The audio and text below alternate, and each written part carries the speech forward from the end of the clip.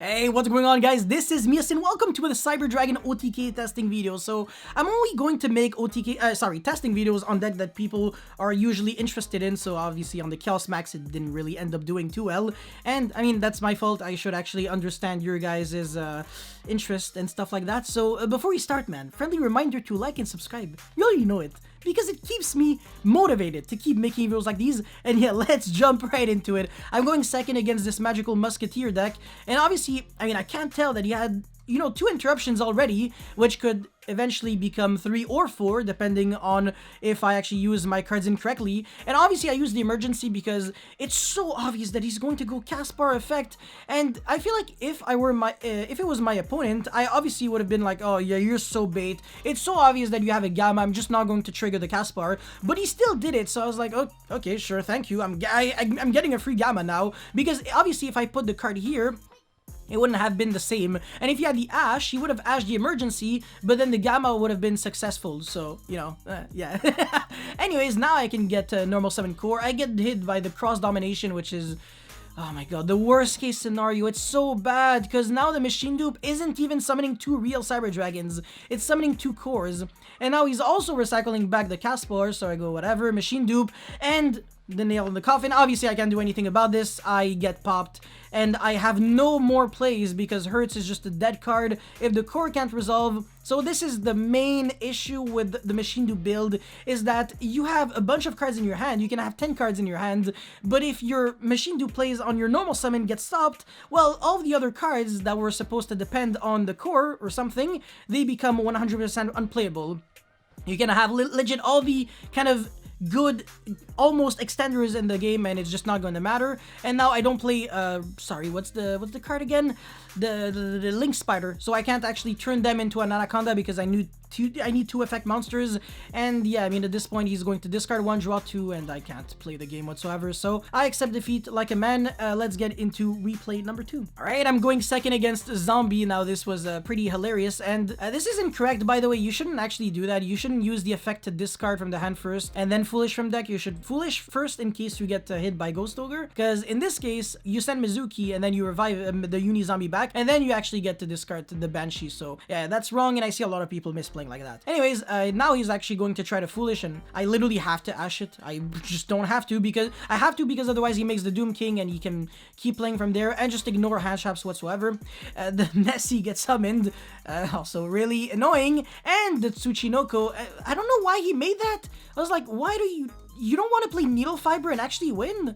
I mean, if you want to be nice, then sure, but it's not even like it involved a single brick, so I don't know. I don't really get it. But yeah, he's going to pass on no interruptions. He could have made a Doom King and then, no, sorry, Needle Fiber into Glow Bloom, potentially make Appaloosa and then revive back the Doom King.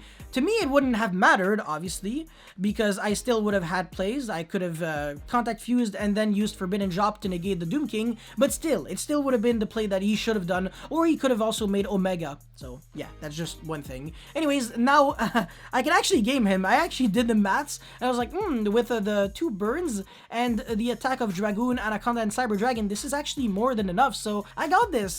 Because the zombie world prevents me from going into the majority of my plays, ironically. I can't do anything. I can't make Seeger, I can't make Nova, I need machines for that, and obviously my monsters become zombie world, best floodgate ever. So that's it for replay number 2. Let's get into the next one. Alright, this is going to be pretty hilarious. So Junk Synchron, whatever, and then summon Stardust Synchron. I actually had no idea how ridiculously easy this deck could actually summon the Junk Speeder. So especially when he goes Chilling 1 and Chilling 2, when I have Gamma in hand, I feel like a moron, so I'm like, okay, I can't do anything since you're chain blocking. And now Power Tool Dragon, this is going to be the funniest thing ever. Use the effect Gamma, and 5 tuner monsters on your field, and you can't Link summon, you can only Synchro summon, so naturally the only play you can do is pass. And obviously I'm not scared, like, whatsoever, especially when you end your turn on with so many machines on the field. That's Chimera Tech Fortress dragon free real estate. And now it gets worse, don't worry. Nova, whatever, Infinity, so I don't even have to care about Nibiru. I'm gonna search the Galaxy Soldier just for shits and giggles. I don't even have to at this point because the Dragoon plus Infinity and Mega, like Fortress, whatever, attacking directly with Cyber Dragon would be game. Actually, you know, yeah, this is exactly it. Yeah, I mean, I have so much damage right there. This is gonna be crazy. Deal 14 and make him lose more monsters, so Anaconda can attack the Majestic Dragon, and then look at all of that direct damage. This is absolute insanity. Beautiful. Let's get into the next one. All right, will he actually be able to combo off this time? And the answer is obviously yes, because I do not have Gamma. I have Driver instead, his best friend. And also, Driver, I feel like he loves me. He's probably just, I don't know, Driver probably wants to, I don't even know, man. I don't even know. Gamma doesn't really like me as much. I wish it was the opposite. But hey, it's not the end of the world, and by not the end of the world, what I really mean to say is it's the end of the world. I don't know why Regeki is randomly gaining in popularity. Yeah, it's not ideal. I really thought that he would have like a Call by the Grave, because obviously he didn't trigger the effect of Tzolk'in yet, and he's going to set a card at the very end of the turn. Why is he discarding this, the Pot of Avarice? That makes no sense. He should have discarded Regeki and then set the Pot of Avarice and then activate it, have like 2 cards in the hand so you can draw into hand traps, but nope. So if he did that and drew 2 cards, does he actually play hand traps or just board breaking cards? Okay, yeah, sure, whatever. Okay, yeah, just board breaking cards, and he's going to negate that, which makes no sense anyways. But whatever, it's okay, because I'm just going to go boom, boom, boom, negate, negate, negate, negate. And as long as this card is not actually a card that can scare me, I have OTK. Obviously, this guy probably just didn't even know what Forbidden Drop did, because he still used his negates every time. So it's like, okay, I mean, if you want to lose, that's completely fine. I respect that. And yeah, just getting my free searches, whatever. And at this point, I'm going to make Nova revive back something, and then obviously make Infinity, so this trap card can no longer scare me, this trap card. And then Anaconda, yeah, Contact Fuse, boom, boom. This is gonna be 7,000 burn damage? What the heck? Yeah, Omni Dragon Brotor, whatever, I'm not even scared. Even if he had a card in hand, I wouldn't have negated it. It doesn't matter. Anaconda can just jump over. And he took 7,000 burn damage, and then 3,000, so 10,000 and 15,500 damage. Absolute insanity. So yeah, that's how I won. Let's get into the next one. All right, so yeah, he's playing Lair Eldritch, which is interesting. What is the card? Okay, yeah, so he actually got the Scarlet, obviously, and I'm skillful at the game, so obviously I have Harpy's Feather Duster, and I top deck a Machine Dupe target, meaning that at the middle of nowhere I can win. And if my opponent didn't have a Judgment, Imperial Order, or a Hand Trap, it's a guaranteed OTK. So yeah, I mean, all I have to do now is just make Infinity and then use Overload and then make Rampage, obviously use the effective attack twice, and even recycle back the core from my graveyard, which is just adding insult to injury. Then this Dragoon is also going to be horrendous for him. I can destroy the Eldritch and burn for 25, which is fair card design. Why would anyone ever complain about Dragoon? The card's just so fair, and he's already dead. This actually took 5 seconds. Let's get into the next one. Alright, so he's going first as well. I mean, I forced him to go first. This was a game 3. Game 2, I just didn't have a chance. I think my hand was just straight up unplayable or something like that. But yeah, I mean, I keep drawing either Red Eyes or Dark Magician, but when I only have 1 dead card, oh my, even top deck the Lightning Storm, so if he has the Judgment, I go Duster. Yeah, El Mirage, blah, blah, blah. Fun fact, the fact that they have a token makes them just so much weaker to evenly, which is ridiculous, but yeah, it's kind of, I don't really have game, unfortunately, because he has a monster that would allow him to survive. As a matter of fact, I kind of do have game, it's just that I messed up. You're going to see why soon enough. So whatever, Anaconda into Dragoon. This is a token, so do they actually take damage? And they actually do. Wow, that's crazy. But do you actually see it? Do you see how I can have game? So 25 plus 3,000 plus 500 equals not enough. It's 6,000, and he took 1,000 burns, so he would have 1,000 left. But there was a way for me to game. I should have used the Pot of Disparity, or Prosperity, whatever, and then negate it with Dragoon. I don't know, I actually thought about it, but I was like, I need all of my negates so I can play through hand traps better, but that was just so incredibly stupid. So yeah, I mean, I obviously messed up, and yeah, because of that, he's going to be able to just resolve a Lava Golem on my face, which is just not good. And yeah, I bought up whatever yeah, just Search Overflow. He's going to obviously get a completely useless card, and at this point, if he gets popped on end phase, he loses the game. And yeah, that's it. Lava Golem.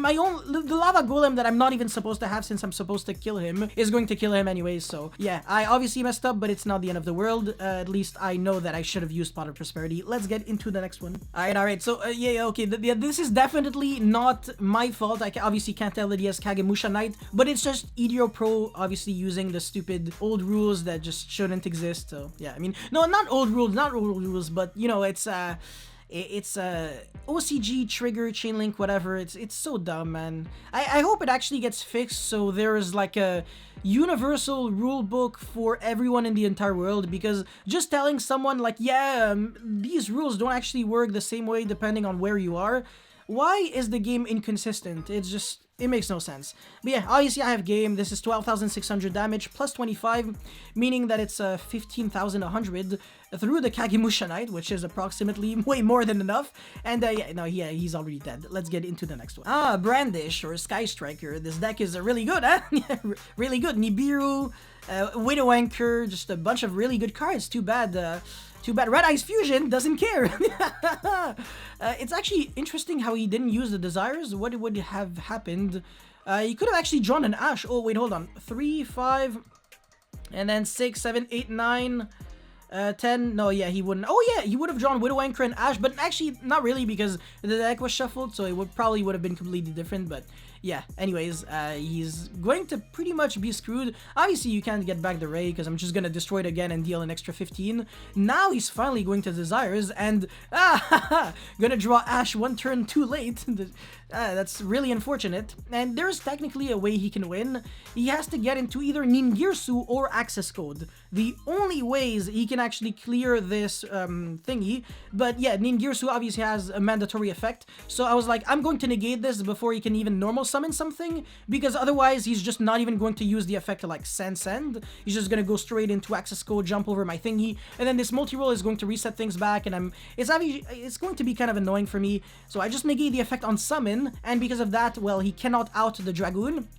And he has a bunch of useless cards like Widow Anchor, Ash, Nibiru against an already on like established Dragoon board. So yeah, Red Eyes Fusion alone is enough to win against Brandish, which is really pathetic. But yeah, that's it for this Cyber Dragon OTK testing video. If you guys have any comments, feedback, suggestions, anything, please let me know in the comment section below. Don't forget to like and subscribe, man. It motivates me so much to keep making videos like these. And that is pretty much it. Thank you for watching. I'll see you next time. Peace.